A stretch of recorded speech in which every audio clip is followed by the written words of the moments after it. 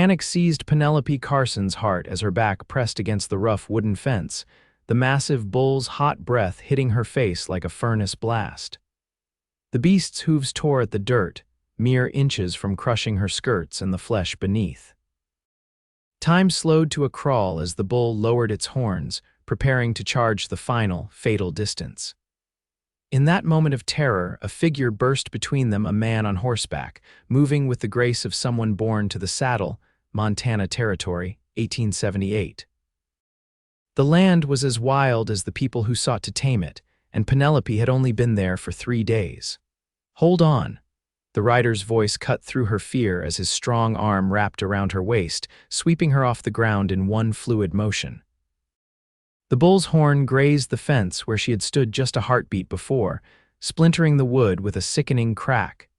Penelope gasped as she was pulled against the hard chest of her rescuer, the scent of leather, horse, and sun-baked skin filling her nostrils as they galloped away from danger. Her heart hammered wildly from fear of the bull or the proximity of this stranger. She couldn't tell. The horse slowed to a stop a safe distance away, and the man's grip loosened. "You can breathe now, madam. That beast won't be following us." Penelope realized she'd been clutching the man's shirt in a death grip. She released the fabric, feeling heat rise to her cheeks as she looked up at her rescuer. His face was sun-weathered beneath the shadow of his hat, with eyes the color of a summer sky and a strong jaw darkened by stubble. "Thank you," she managed, her voice unsteady. I don't know what happened. The bull came from nowhere." "That's Blackheart for you," the man said, helping her slide down from his horse. "Meanest longhorn in the territory, belongs to the Sherman Ranch, but he's always breaking fences." His eyes narrowed as he looked her over. "You're not hurt, are you?" "No, just shaken."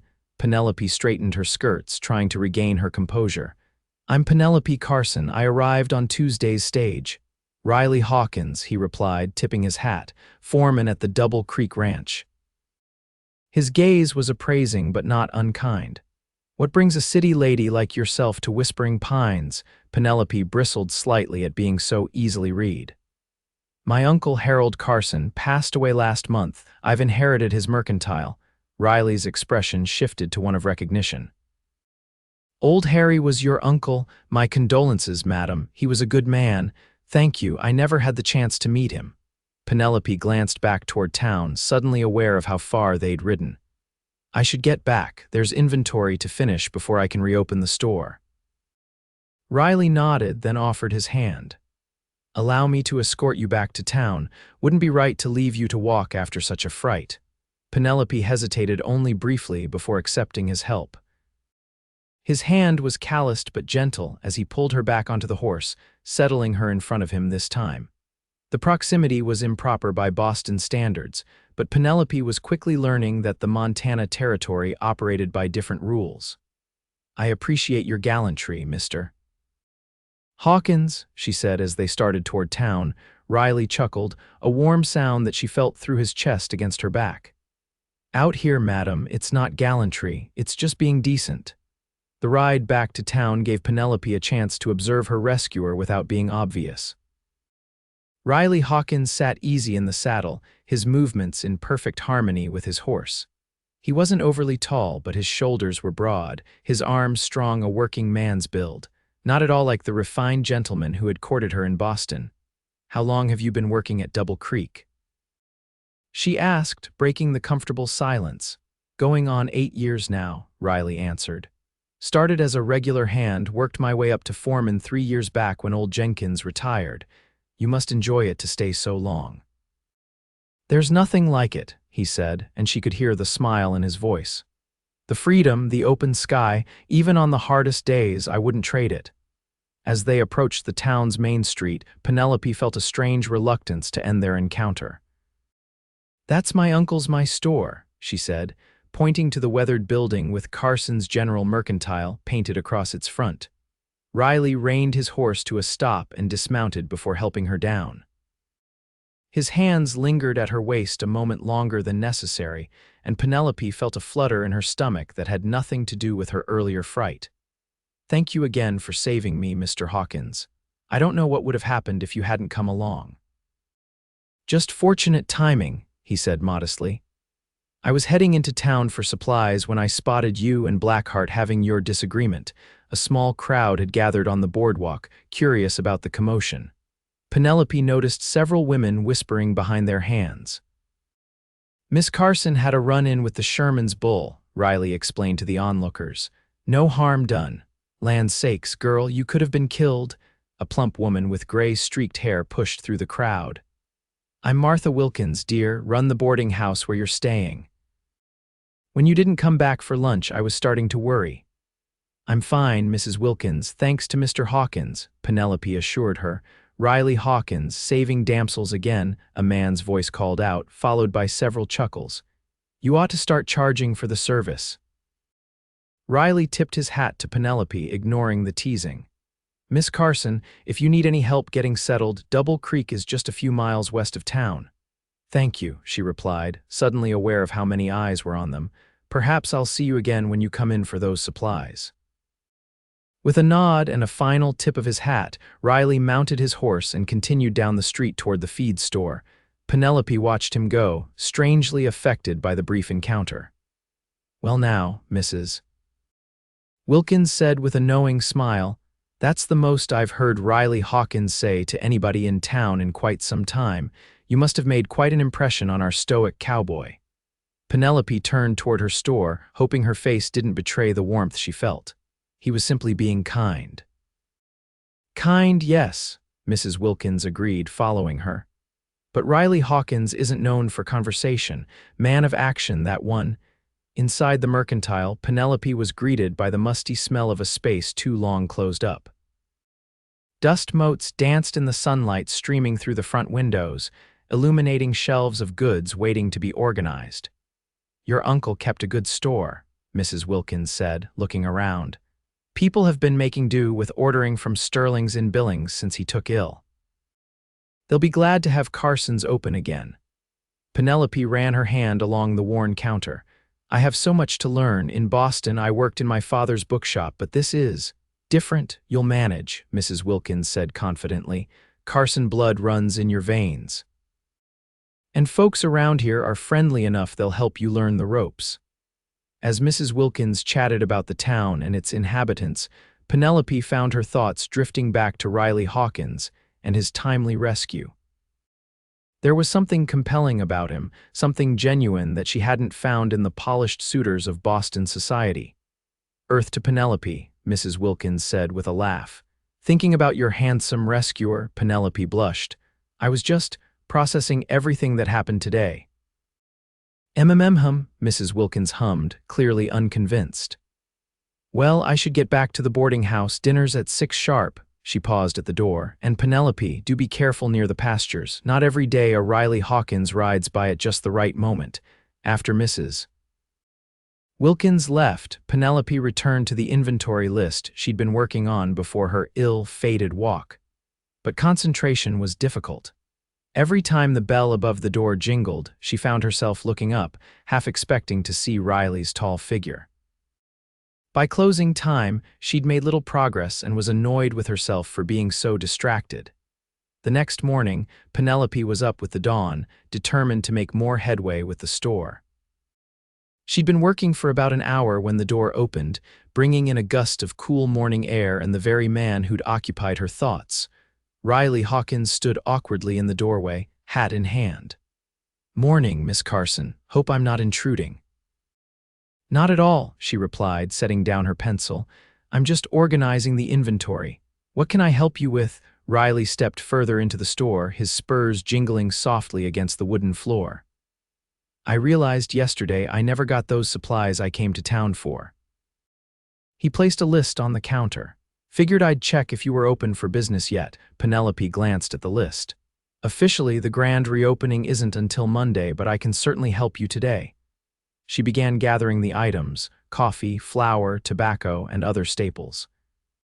How are you feeling after yesterday? Riley asked, watching her move about the store. Much better, thank you. She reached for a can of peaches on a high shelf, stretching to her full height. Riley stepped forward and easily grabbed the can, his body momentarily close to hers. Allow me. Their fingers brushed as he handed her the can, sending an unexpected shiver through Penelope. "Thank you." For a moment, neither moved. Then Riley cleared his throat and stepped back. "I stopped by the Sherman place on my way home yesterday, told them about their bull causing trouble again." "I hope you didn't make a fuss on my account," Penelope said, returning to the counter with the gathered items. "No fuss. Just a friendly reminder that they need to reinforce their fences before someone gets hurt." There was steel beneath Riley's casual tone that suggested the conversation might not have been as friendly as he claimed. As Penelope tallied his purchases, she found herself wanting to prolong their interaction. "Will you be attending the Founders' Day dance next Saturday, Mrs. Wilkins mentioned it's quite the event." Riley looked surprised by the question. "I usually make an appearance, ranch business permitting. I'm looking forward to meeting more of the community," Penelope said, wrapping his purchases in brown paper. "Everyone's been very welcoming so far." "Whispering Pines is good people mostly," Riley agreed, paying for his goods. "Small town, though, folks tend to be in each other's business." "I've noticed," Penelope said with a smile. "Mrs. Wilkins seems to know everything about everyone. That she does." Riley hesitated, then added, "If you're interested in seeing more of the area before the dance, I could show you around. Some places you won't want to miss." The offer caught Penelope off guard. "Aye, that would be lovely, Mr. Hawkins. Sunday afternoon," he suggested. "I could come by around 2 if that suits." "Sunday at 2 would be perfect," Penelope replied, surprised by her own eagerness. Riley nodded, seemingly pleased. "I'll bring a gentle mount for you, assuming you ride." "I do, though it's been some time," Penelope admitted. In Boston, riding was more a social activity than practical transportation. "Don't worry, Daisy's as sweet as they come. She'll take good care of you." Riley gathered his supplies and moved toward the door. "Until Sunday, Miss Carson. Until Sunday, Mr. Hawkins." After he left, Penelope leaned against the counter, her heart beating a touch faster than normal. She told herself it was simply excitement about exploring her new surroundings, not the prospect of spending time with the handsome cowboy. Sunday seemed both too distant and too soon. Penelope spent the intervening days working on the store, meeting townspeople who stopped by to welcome her, and trying not to think too much about Riley Hawkins. By the time Sunday arrived, the store was ready for its official opening, and Penelope was both nervous and excited about her afternoon ride. At precisely 2 o'clock, Riley arrived leading 2 horses, his own chestnut gelding and a dappled gray mare who must be Daisy. He traded his working clothes for a clean shirt and his better pair of denims, Penelope noticed, feeling pleased that he'd made the effort.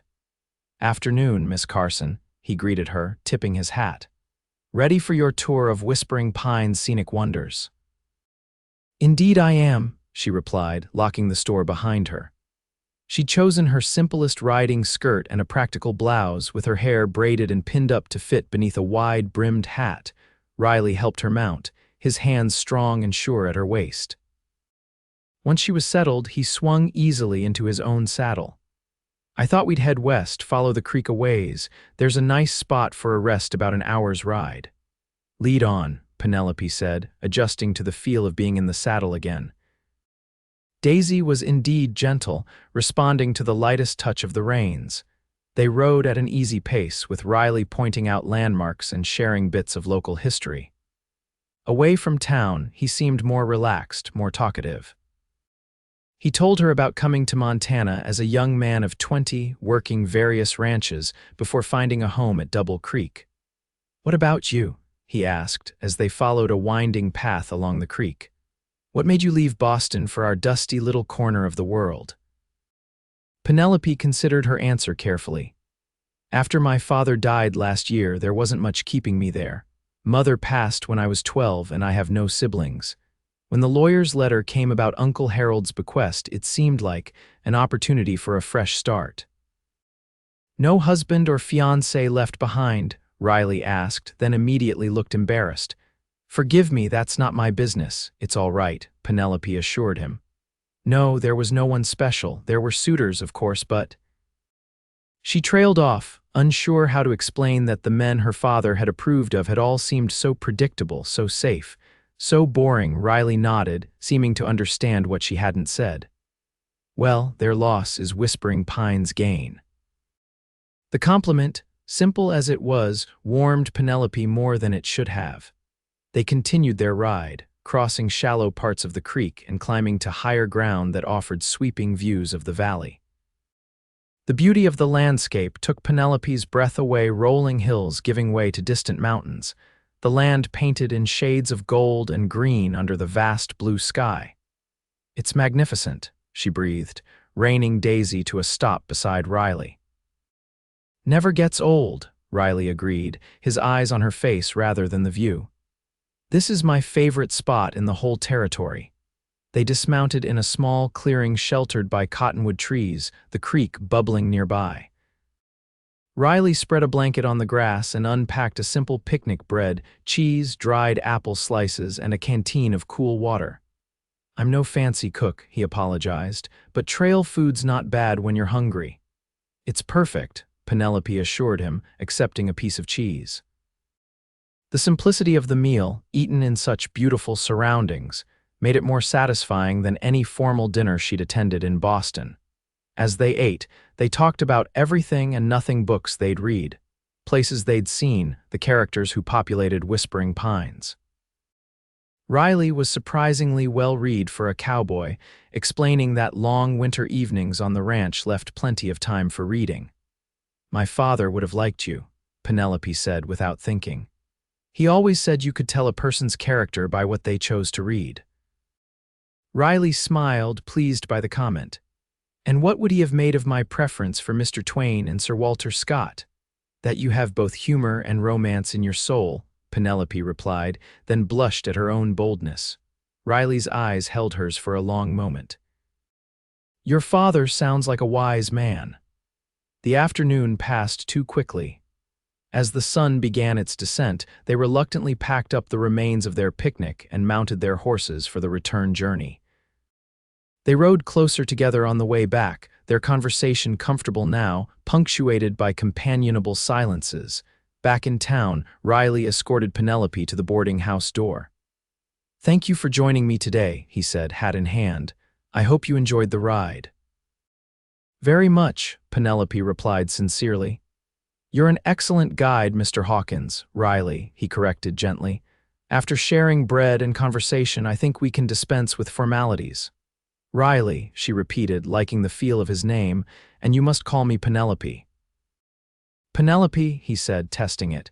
"Will I see you at the Founders' Day dance on Saturday?" "You will," she confirmed. "I'm looking forward to it."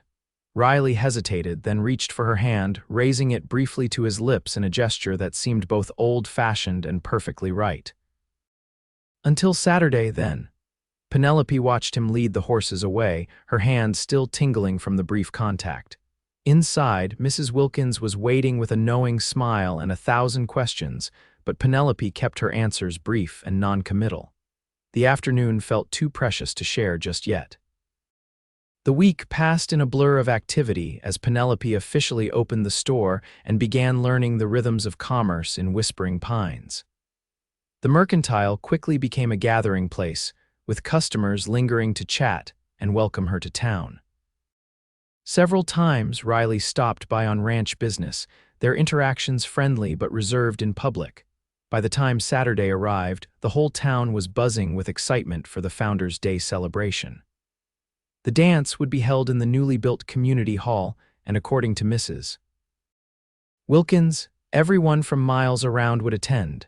Penelope chose her best dress for the occasion, a deep blue silk with modest lace trim that complemented her auburn hair. As she pinned her hair up, leaving a few curls to frame her face, she admitted to herself that she was dressing with Riley in mind. The community hall was transformed for the occasion, decorated with bunting and wildflowers. A small band played lively tunes, and tables laden with food lined one wall. Penelope entered with Mrs. Wilkins, immediately overwhelmed by the number of people and the volume of conversation and laughter. "Quite the turnout," Mrs. Wilkins observed, greeting acquaintances left and right. Oh, there's Sheriff Abernathy. I must ask him about that stray dog that's been getting into my garden. Left alone, Penelope scanned the crowd, searching for a familiar face. She spotted Riley almost immediately, standing with a group of men near the punch bowl. He'd traded his working clothes for dark trousers, a white shirt, and a proper jacket. His hair was neatly combed, though one stubborn lock fell across his forehead. As if sensing her gaze, Riley looked up. When he saw her, his face brightened and he excused himself from his companions to make his way toward her. "Penelope," he greeted her, his appreciation evident in his eyes. "You look beautiful." "Thank you," she replied, suddenly shy. "You look quite handsome yourself." Before Riley could respond, they were interrupted by a tall, well-dressed man with a carnation in his lapel. "Miss Carson, I presume, Vernon Sterling at your service," he bowed slightly. "I own Sterling's Emporium in Billings. I've been eager to make your acquaintance, Mr. Sterling," Penelope acknowledged politely, noticing Riley stiffen beside her. "I've heard so much about the new proprietress of Carson's," Sterling continued, his smile not quite reaching his eyes. "Such a charming addition to our little business community. I do hope you'll save a dance for me later." "Perhaps," Penelope replied noncommittally. Sterling's gaze shifted to Riley, his smile cooling further. "Hawkins, didn't expect to see you here. Thought the Double Creek boys would be too busy with the spring calving." "We manage our time well at Double Creek," Riley replied evenly. "Founders' Day is important to the community." Sterling made a dismissive sound. "Yes, well, these quaint local traditions do have their charm." He turned back to Penelope. "Miss Carson, when you're ready to discuss potential business arrangements, do let me know. My emporium could be an excellent supplier for your little store." After Sterling moved on, Penelope raised an eyebrow at Riley. "I take it you two aren't friends." "Sterling's been trying to buy up every small business in the county," Riley explained, his jaw tight. "Your uncle refused to sell to him even when he was sick, made Sterling furious." "I see," Penelope said thoughtfully. "Well, he'll find I'm just as stubborn as my uncle was." Riley's expression softened. "I don't doubt that for a minute." The band struck up a waltz and he offered his hand. "May I have this dance, Miss Carson?" "You may, Mr. Hawkins," she replied with a smile, placing her hand in his. Riley led her onto the dance floor with surprising grace. His hand at her waist was respectful but firm as he guided her through the steps of the waltz. "You dance well," Penelope observed, impressed. "Don't sound so surprised," Riley laughed. The ranch owner's wife insisted all the hands learn, said it was uncivilized to stomp around like buffalo. As they moved around the floor, Penelope was aware of curious glances and whispered comments. "I believe we're causing a stir," she murmured. "Small towns," Riley said with a shrug. "Tomorrow they'll find something else to talk about." The waltz ended too soon, and Penelope found herself passed from partner to partner as various townsmen claimed dances. She was polite to each, but her eyes kept finding Riley across the room. He danced with several women, including Mrs. Wilkins, but Penelope noticed he frequently looked her way as well. Later in the evening, they found themselves beside the refreshment table at the same time. "Enjoying yourself?" Riley asked, handing her a cup of punch. "Very much," Penelope replied, "though my feet may never forgive me." "Would you like to step outside for some air?" Riley suggested. "It's getting warm in here." Outside, the night was cool and clear, stars scattered like diamonds across the dark sky. Several other couples had the same idea, strolling along the boardwalk or sitting on nearby benches. Riley led Penelope to a quiet spot near a stand of young aspen trees. "I've been wanting to ask you something," he said, his voice serious. Penelope's heart quickened. "Yes. The cattle drive to Billings starts next week. I'll be gone for about 2 weeks." Riley looked down at his hands, then back at her face. "I was wondering if I might call on you properly when I return, if that would be welcome." The formal request, so earnestly delivered, touched Penelope deeply. "That would be very welcome, Riley." Relief and pleasure crossed his face. "Good." "That's good." He stepped closer, his hand finding hers. "I know we haven't known each other long, but there's something about you, Penelope Carson, something I can't quite put into words." "I feel it too," she admitted softly. For a moment, Penelope thought he might kiss her. Instead, Riley raised her hand to his lips again, his eyes never leaving hers. We should get back inside before Mrs. Wilkins sends out a search party. The remainder of the evening passed in a pleasant blur. When the dance finally ended near midnight, Riley escorted Penelope and Mrs. Wilkins back to the boarding house. "I'll see you before I leave for the cattle drive," he promised Penelope at the door. "Sleep well. Be careful on the drive," she replied, reluctant to say good night. The 2 weeks of Riley's absence felt interminable. Penelope threw herself into work, expanding the store's inventory and getting to know her customers better. She learned which families lived where, who needed credit until harvest time, which children could be trusted to run errands. She also learned more about Vernon Sterling, none of it flattering. The businessman from Billings had been pressuring smaller merchants throughout the region, using various tactics to either buy them out or drive them out of business. Her uncle had been one of the few to stand firm against him. "Sterling doesn't like being told no," Sheriff Abernathy told her when he stopped by the store one afternoon. "You watch yourself, Miss Carson. Man like that doesn't fight fair." Penelope was mulling over this warning when the door opened and Sterling himself walked in, accompanied by a younger man with similar features. "Miss Carson," Sterling greeted her with his insincere smile. "Allow me to introduce my son, Theodore. He's just returned from his studies back east." Theodore Sterling was handsome in a polished way with his father's height but a softer face. "Charmed, Miss Carson," he said, his Eastern accent pronounced. "Father has spoken highly of you." "Has he?" Penelope replied, doubtful. "How surprising." The elder Sterling's smile tightened. "I wondered if you'd reconsidered my offer to supply your store. My prices are quite competitive for bulk orders." "I'm satisfied with my current arrangements, Mr. Sterling," Penelope said firmly. "But thank you for your interest." Sterling's pleasant facade slipped slightly. "You're making a mistake, Miss Carson. A young woman alone in business, it's a difficult road." "I'm managing quite well," Penelope assured him. Now, was there something specific you needed today? Before Sterling could respond, the door opened again, admitting a dusty, trail-worn Riley Hawkins. Penelope's heart leapt at the sight of him, back a full 3 days earlier than expected. "Penelope," Riley said, removing his hat, then nodded curtly to the Sterlings. "Vernon, Theodore, back from the drive already, Hawkins?" the elder Sterling asked, his tone condescending. "Must not have had many cattle to move." "Enough to keep Double Creek profitable," Riley replied evenly. "And the boss was pleased with the prices we got." Theodore Sterling looked between Riley and Penelope with shrewd eyes. "Miss Carson, perhaps you would do me the honor of joining me for dinner tomorrow evening.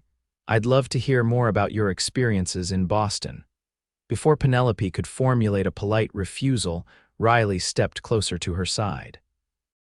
"Miss Carson already has plans tomorrow evening," he said, his tone leaving no room for argument. "With me." Theodore raised an eyebrow but backed down gracefully. "Another time, perhaps." After the Sterlings departed, Penelope turned to Riley with a mixture of amusement and exasperation. "Do I indeed have plans tomorrow evening?" Riley had the grace to look slightly abashed. "I apologize for speaking for you, but the thought of you spending an evening with Theodore Sterling." He shook his head. "The man's a snake, just like his father." "I wasn't planning to accept," Penelope assured him. "Though I'm curious what these plans are that I supposedly have." Riley's expression softened. "Dinner at the hotel restaurant. I promised I'd call on you properly when I returned." "I'd like that," Penelope said, her irritation fading. "I've missed you," Riley admitted, his voice low. "Thought about you every night under the stars." The simple confession made Penelope's heart flutter. "I missed you too." A customer entering the store prevented further conversation, but Riley's parting look promised they would continue later. The following evening, Riley arrived at the boarding house precisely on time, freshly shaved and wearing his Sunday best.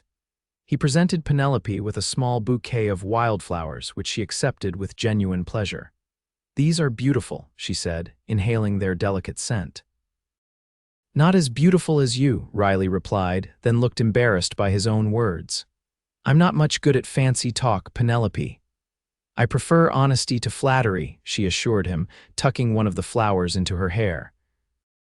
The hotel restaurant was the finest establishment in Whispering Pines, which wasn't saying much by Boston standards. But the food was good, the tablecloths were clean, and candles provided a romantic ambience. Over dinner, Riley told her about the cattle drive, the long days, the difficult river crossing, the satisfaction of getting a good price at the stockyards. In turn, Penelope shared stories about her first weeks running the store on her own. The Sterlings came by twice more while you were gone, she mentioned. The father to pressure me about selling, the son with invitations I continued to decline. Riley frowned. They're persistent, I'll give them that. Vernon hinted that I might face supply difficulties if I didn't agree to work with him, Penelope said. I believe it was meant as a threat. That sounds like Sterling, Riley said grimly. He doesn't take rejection well. If you have any trouble, Penelope, any at all, I'll manage, she interrupted gently. I'm not as fragile as I might appear. I know that, Riley said with a smile. Still, Sterling fights dirty, just be careful. After dinner, they walked through town in the gathering twilight. Without discussing it, they found themselves heading toward the creek that gave Double Creek Ranch its name. A well-worn path followed the waterway out of town, and they strolled along it, Riley's hand occasionally brushing against Penelope's. They stopped at a fallen log overlooking a quiet pool where the creek widened. Fireflies danced above the water, their lights reflecting in the dark surface. I never saw fireflies in Boston, Penelope said softly. They're magical.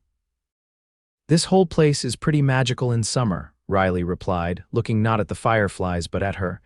Slowly he reached for her hand, his fingers intertwining with hers. Penelope. She turned to face him, her pulse quickening at the intensity in his eyes. Yes. I know it hasn't been long, Riley said, his voice husky. But I've never felt this way about anyone before. When I saw you in danger that first day, something just clicked, and every moment I've spent with you since then has only made me more certain. Certain of what?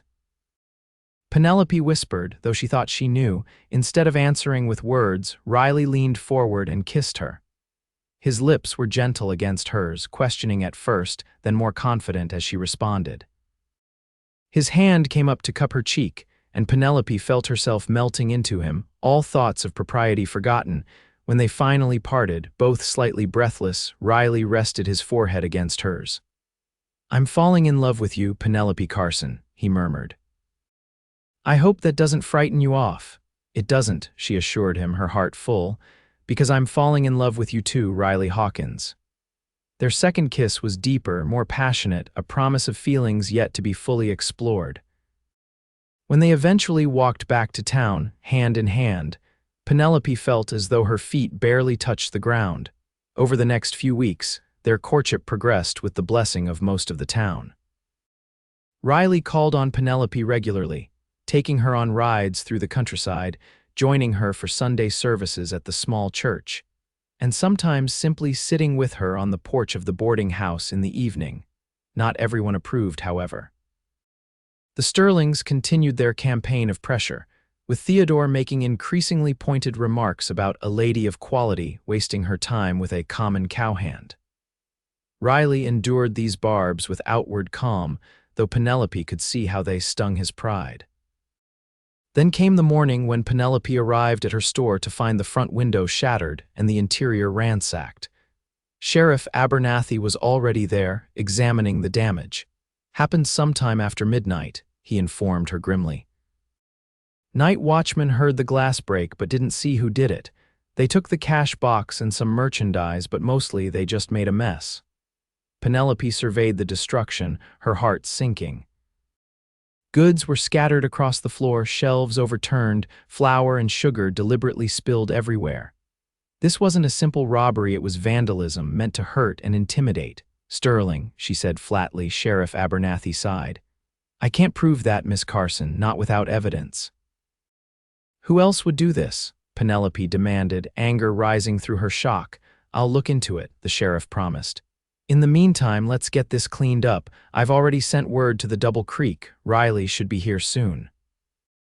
True to the sheriff's word, Riley arrived within the hour, his expression thunderous when he saw the damage. "Are you all right?" he asked Penelope immediately, taking her hands in his. "I'm fine," she assured him. "Just angry." Riley turned to the sheriff. "This has Sterling written all over it." "Probably," Abernathy agreed, "but suspecting and proving are different things." With the help of several townspeople, they spent the day cleaning up the mess and boarding over the broken window until new glass could be ordered. By sunset, the store was functional again, though depleted of certain stock. "You'll stay at the boarding house tonight," Riley told Penelope as they locked up. "It wasn't a question. I always stay at the boarding house," she reminded him. "I mean, I'll be staying there too," Riley clarified. "On the porch, in case our vandals decide to pay you a personal visit," Penelope knew better than to argue. "Mrs. Wilkins will have a fit." "Mrs. Wilkins already agreed," Riley said with a small smile. "She's making up a pallet for me as we speak." That night, Penelope slept fitfully despite knowing Riley was keeping watch. The violation of her store, her uncle's legacy, left her feeling vulnerable in a way she hadn't since arriving in Whispering Pines. In the morning, she found Riley still on the porch, alert despite his night-long vigil. "Anything happen?" she asked, bringing him a cup of coffee. "All quiet," he reported, accepting the coffee gratefully, "but I don't think we've heard the last from Sterling." He was right. Over the next week, Penelope's freight deliveries were mysteriously delayed, and several regular customers suddenly found reasons to shop elsewhere. Word got back to her that Theodore Sterling was spreading rumors about the quality of her goods and her ability to maintain the business. "He's trying to isolate you," Riley said when they discussed it. "Make it harder for you to operate until you give in and sell." "I won't give him the satisfaction," Penelope declared, though privately she was worried. If the delays and lost business continued, she might not have a choice. Riley looked at her thoughtfully. There might be a way to fight back. The Cattlemen's Association is meeting in Billings next week. Most of the ranchers in the territory will be there, including Sterling. "How does that help me?" Penelope asked. "Sterling's been undercutting other merchants by controlling the freight lines," Riley explained. "But he can't control the ranchers. If we could convince them to support your store instead of Sterling's Emporium." "Would they listen to you?" Penelope asked. Riley's smile was grim. "They'll listen to Douglas Mackenzie, the owner of Double Creek, and he owes me a favor." The plan was risky but simple. Riley would accompany his boss to the Cattlemen's Association meeting and present the case against Sterling's business practices. If enough ranchers agreed to direct their business to Carson's Mercantile instead of Sterling's Emporium, it would send a powerful message. The night before Riley was to leave for Billings, he and Penelope walked along their favorite path by the creek. The summer evening was warm, fireflies once again dancing above the water. "Be careful in Billings," Penelope said, squeezing Riley's hand. "Sterling won't take this challenge lightly." "I can handle Sterling," Riley assured her. "I'm more worried about leaving you here alone." "I'm not alone," Penelope reminded him. "The whole town is watching out for me now that they know what Sterling's been up to." Riley stopped walking and turned to face her, his expression serious in the fading light. "Penelope, when this is over, when we've dealt with Sterling one way or another, I want to ask you something important." Penelope's heart skipped a beat. "You could ask me now." Riley shook his head. "No, it needs to be done right, with everything settled first." He kissed her then, a kiss full of promise and passion that left Penelope breathless and yearning for more. Whatever question Riley wanted to ask, she was increasingly certain her answer would be yes. The week of Riley's absence stretched Penelope's nerves to the breaking point.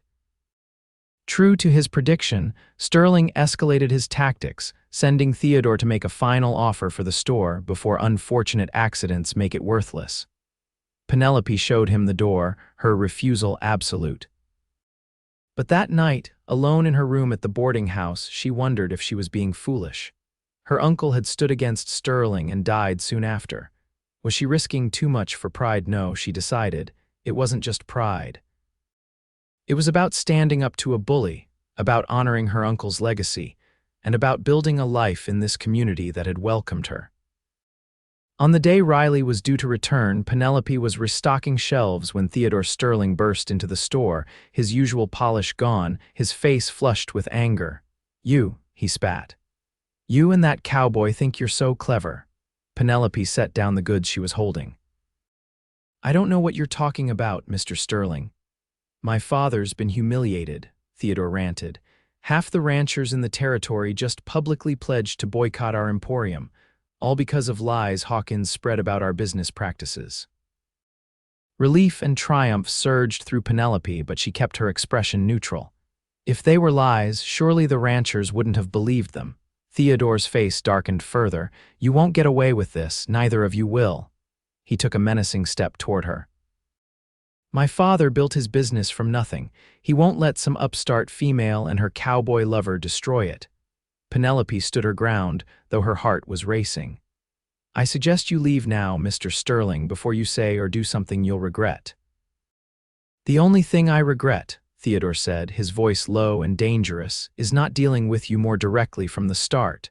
He lunged forward suddenly, grabbing Penelope's arm with bruising force. She cried out, more in surprise than pain, and tried to pull away. "Let her go, Sterling." Riley's voice cut through the store like a whip crack. He stood in the doorway, trail dusty and grim, his hand hovering near the gun at his hip. Theodore released Penelope but didn't back down. "This isn't over, Hawkins. You've made an enemy of the wrong family." "Wouldn't be the first time," Riley replied evenly. "Now get out before I forget I'm supposed to be a gentleman." After Theodore stormed out, Riley quickly crossed to Penelope. "Are you hurt?" he asked, gently examining her arm where Theodore had grabbed her. "I'm fine," she assured him, though the encounter had shaken her. "What happened in Billings?" Riley's face broke into a weary smile. "We won. The Cattlemen's Association voted to support independent merchants throughout the territory. Most of them will be directing their considerable business to you instead of Sterling." "That's wonderful," Penelope exclaimed, but Theodore seemed to think it was based on lies. "No lies," Riley said firmly. "Just the truth about Sterling's attempts to monopolize trade in the territory. Once the other ranchers heard what he's been doing to you and other small merchants, they were quick to take sides. No one likes a bully." Relief washed over Penelope, followed by a surge of affection for the man standing before her. "Thank you, Riley, for fighting for me, for believing in me." Riley took her hands in his. "I'll always fight for you, Penelope, always." The defeat at the Cattlemen's Association marked a turning point in the conflict with the Sterlings.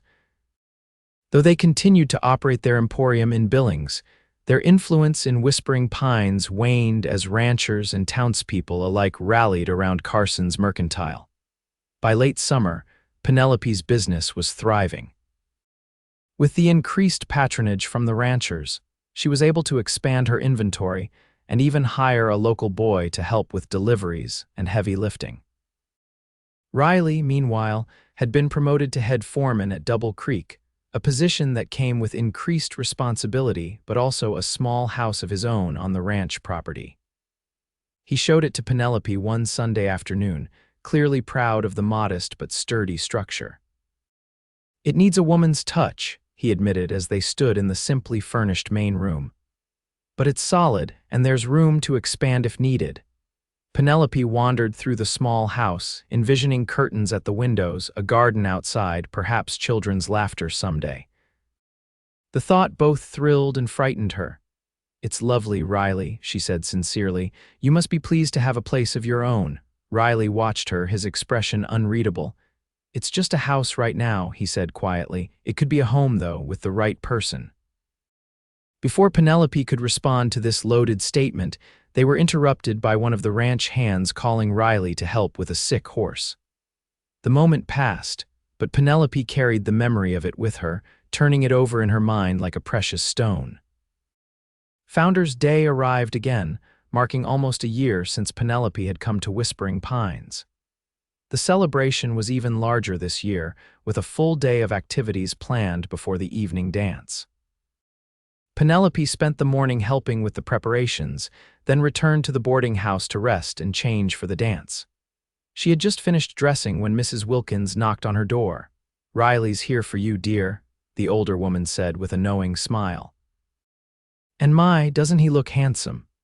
Downstairs, Riley waited in his best clothes, a small box clutched in one hand.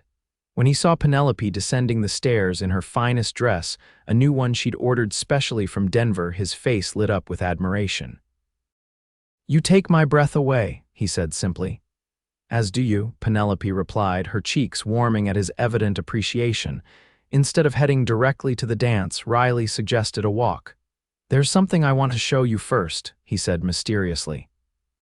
He led her to the spot where they'd first met, the fence line where the bull had nearly trampled her. Someone had replaced the splintered section of fence, but otherwise it looked much the same. "Why are we here?" Penelope asked, puzzled. Riley took both her hands in his. "Because this is where my life changed forever. Where I looked up and saw the most beautiful, stubborn, courageous woman I'd ever met." Penelope's heart began to race as Riley continued, his voice steady despite the emotion evident in his eyes. "This past year has been the best of my life, Penelope. You've brought light and purpose and joy to every day. I can't imagine my future without you in it." He dropped to one knee, still holding her hands. "I'm not a rich man, and I can't offer you the kind of life you might have had in Boston. But I can promise to love you, protect you, and stand by your side through whatever life brings us." He released one of her hands to open the small box, revealing a delicate gold ring with a single pearl. "Penelope Carson, will you do me the extraordinary honor of becoming my wife?" Tears of happiness blurred Penelope's vision. "Yes," she whispered, then louder, "Yes, Riley Hawkins, I will marry you." Riley's face broke into a joyous smile as he slipped the ring onto her finger. Then he was on his feet, gathering her into his arms for a kiss that sealed their promise to each other. They were late to the dance, but no one seemed to mind when they announced their engagement. Congratulations poured in from all sides, along with good-natured teasing about how long it had taken Riley to propose. "I knew it from the moment I saw you two together," Mrs. Wilkins declared, dabbing at her eyes. "Some things are just meant to be," even Sheriff Abernathy was moved to comment. "Your uncle would be pleased, Miss Carson," he told Penelope. He always spoke highly of Riley, said he was one of the few men worth his salt in these parts. The only shadow on their happiness came when news reached them that the Sterlings had left Billings, reportedly heading for Oregon to start fresh. "Good riddance," was the general sentiment around town, though Riley remained cautious. "Men like Vernon Sterling don't forget easily," he warned Penelope, "but they're gone for now, and that's what matters." They set the wedding date for October, when the fall cattle work would be done and before winter set in. Penelope continued to run the store, now with Riley's occasional help, while he fulfilled his duties at the ranch and worked on expanding the small house that would become their home. The wedding day dawned clear and cool, with aspen leaves turning gold against the blue Montana sky. The entire town turned out for the ceremony, held in the small church, and followed by a celebration that spilled into the streets. Penelope wore a cream-colored dress that Mrs. Wilkins had helped her make, with lace from her mother's wedding gown incorporated into the bodice. Riley looked both uncomfortable and proud in his new suit, his eyes never leaving Penelope throughout the ceremony. Their vows were simple but heartfelt, promises to love and honor each other through all the joys and challenges life might bring. When the minister pronounced them husband and wife, Riley's kiss was tender yet passionate, a perfect balance that Penelope thought reflected their relationship. The celebration lasted well into the night, with dancing, feasting, and toasts to the newlyweds' happiness. When they finally departed for their new home, riding together on Riley's horse beneath a canopy of stars, Penelope felt a sense of rightness, of coming home in the deepest sense. Their first weeks as husband and wife were a sweet adjustment to shared living. Penelope continued to run the store, now with the help of a full-time assistant, while Riley maintained his position at the ranch. Their evenings and nights were their own, time to discover each other and build their life together. "I never thought I could be this happy," Riley confessed one night as they lay together in their bed, the moonlight spilling through the window Penelope had hung with lace curtains. "Never thought I'd find someone who fit me so perfectly." "We don't fit perfectly," Penelope corrected him with a smile. "We fit wonderfully, but not perfectly. That's what makes it interesting." Riley laughed and pulled her closer. Wise as always, Mrs. Hawkins. Winter came early that year, blanketing the valley in snow and turning the creek to ice. The cold months brought their own rhythm, shorter days in the store for Penelope, more time at home for Riley as ranch work slowed. They spent long evenings by the fire, reading to each other, making plans for the future, savoring their time together. Spring arrived with new beginnings. The creek thawed, wildflowers carpeted the hills, and Penelope discovered she was expecting their first child. Riley's reaction to the news was everything she could have hoped for: joy, wonder, and a touch of fear that mirrored her own feelings. "A baby," he said in awe, his hand gentle on her still flat stomach. "Our baby. Due in November, the doctor thinks," Penelope told him, "just in time for winter." As her pregnancy progressed, Penelope gradually reduced her hours at the store, training her assistant to manage more responsibilities. By late summer, her condition was obvious, and the women of Whispering Pines rallied around her with advice, hand-me-down baby clothes, and offers of help after the birth. Riley became increasingly protective, insisting on accompanying her to and from the store despite Penelope's assurances that she was perfectly capable of walking the short distance on her own. "Humor me," he would say, kissing her forehead. "Let me take care of you just a little." One warm September afternoon, Penelope was alone in the store, her assistant having gone to the post office to collect a package.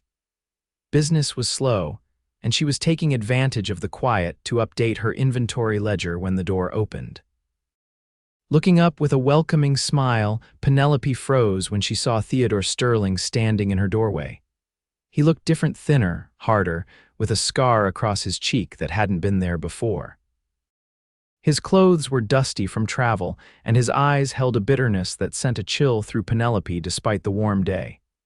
"Mrs. Hawkins now, I hear," Theodore said, his voice flat. "Congratulations." Penelope instinctively placed a protective hand over her swollen belly. "Mr. Sterling, this is unexpected. I imagine it is." Theodore stepped further into the store, glancing around at the well-stocked shelves. "Business looks good, better than my father's was at the end." Something in his tone made Penelope uneasy. "I'm sorry to hear about your father's difficulties." "Are you?"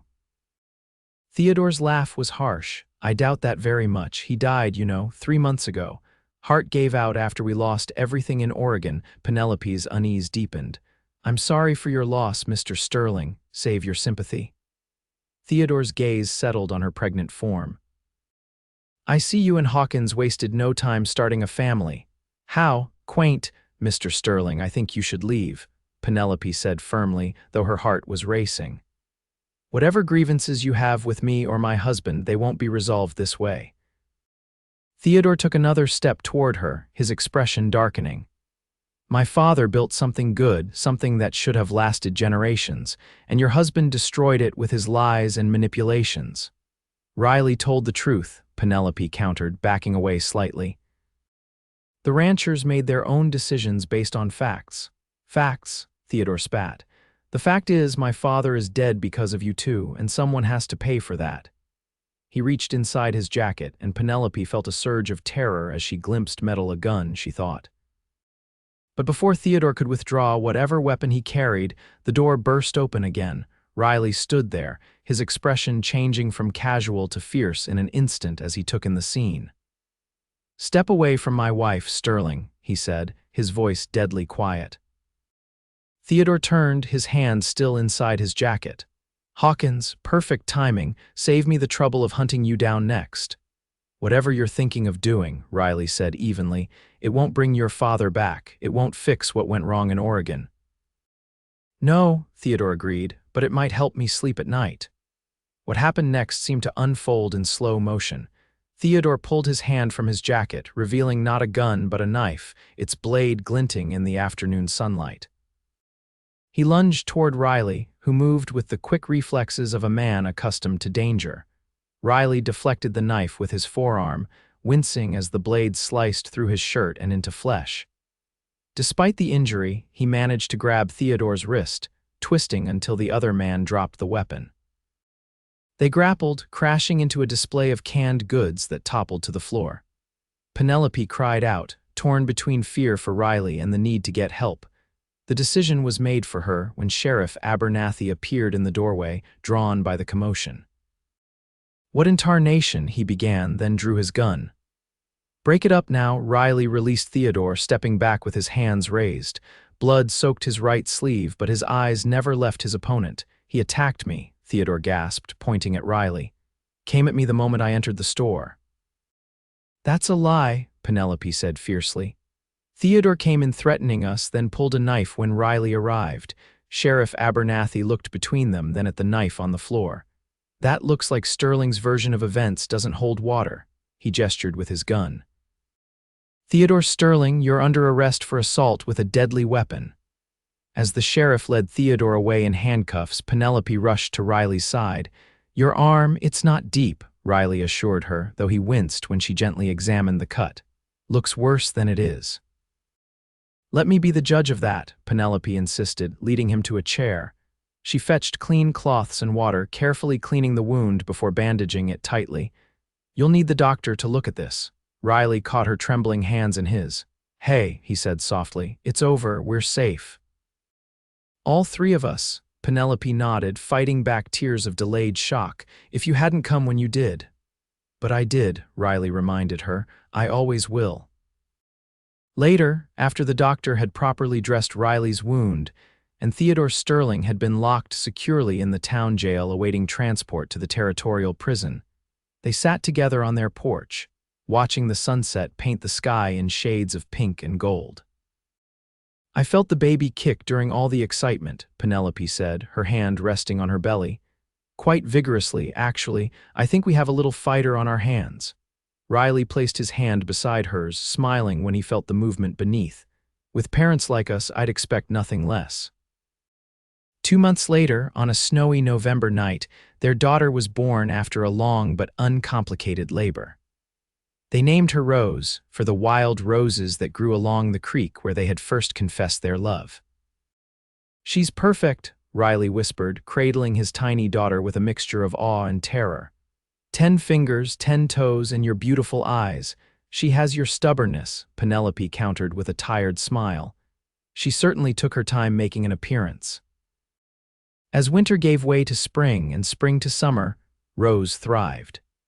Penelope gradually returned to working at the store, often with Rose in a cradle nearby or strapped to her chest in a sling Mrs. Wilkins had fashioned.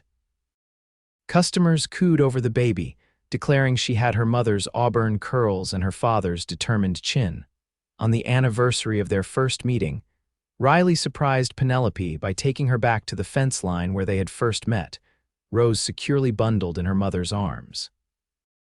"I've been thinking," he said as they gazed out over the land that had become their home, "about how different our lives might have been if that bull hadn't broken through the fence that day, if I hadn't happened to be riding by at just the right moment.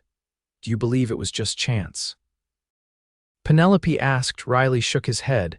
"No, I think some things are meant to be, no matter what stands in their way." Penelope leaned against him, their daughter nestled between them. Even mad bulls," Riley agreed with a smile. "Though I'm grateful we didn't have to test that theory further." They stood together in comfortable silence, watching the sun sink toward the distant mountains. Behind them, Whispering Pines was preparing for another Founders' Day celebration. Ahead of them stretched years of promise, more children perhaps, the growth of their businesses, the deepening of their love. "I wouldn't change a thing," Penelope said softly. "Not one moment of how we found each other." Riley kissed the top of her head, then the downy crown of his daughters. "Neither would I, Mrs. Hawkins, neither would I." And as the sky turned to twilight and the first stars appeared, they walked back toward town, a family forged in an instant of danger but built to last a lifetime of love. 10 years later, Penelope stood on the porch of their expanded home, watching Riley teach their son James to ride his new pony. Rose, now a spirited 10-year-old with her mother's intelligence and her father's confidence, was already an accomplished rider, circling her brother and father with playful expertise. Carson's Mercantile had grown into the largest store in the county, now managed day to day by Penelope's former assistant, while Penelope handled the books and strategic decisions. Riley had become a partner in Double Creek Ranch after saving enough to buy shares from the aging owner. Their life wasn't without challenges, drought years that strained the ranch, a fire that had nearly destroyed the store before the town rallied to save it, the normal tensions of marriage and parenthood. But through it all, their bond had only strengthened, their love deepening with shared joys and sorrows. "Mama, watch me," James called, his 5-year-old face alight with pride as he guided his pony in a small circle. "Well done, sweetheart." Penelope called back, her heart full as she watched her family. Later that evening, with the children finally asleep, Penelope and Riley sat on their porch swing, her head on his shoulder as they listened to the familiar sounds of a summer night crickets, the distant lowing of cattle, the soft ripple of the creek. "Penny for your thoughts," Riley said, using the nickname he'd given her years ago. Penelope smiled. "I was thinking about how complete my life feels, how right. Sometimes I can hardly believe this is really my life, our life." Riley's arm tightened around her. "Remember what I told you 10 years ago? Some things are meant to be.